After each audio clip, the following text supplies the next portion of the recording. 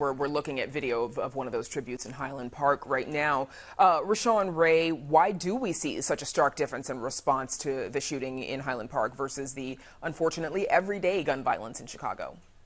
Well, I think the analysis that Mac and his colleagues did really hit the nail on the head. Part of it is what we are exposed to in the media, oftentimes in terms of what is normalized in different sorts of communities when you're on one side of the city compared to the other side of the city. If you're on the south side or the west side of Chicago compared to being in the suburbs of Highland Park, there are differences in expectations around that. But look, make no mistake, we do have a gun crisis in the United States. We also have a young man violence problem.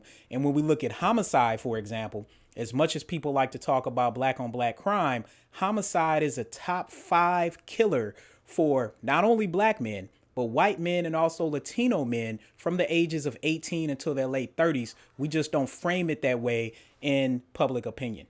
One of the things we keep hearing is the quote, "This doesn't happen here," or "This shouldn't happen here. You don't expect this here." When people say that, what are they intending to say? What do they mean? But also, what's the impact of that kind of statement?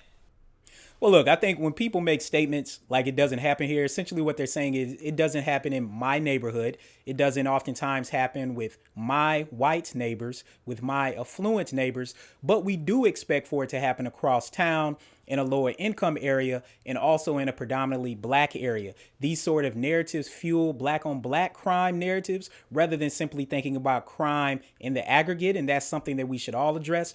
And this is the other thing. Crime is intraracial.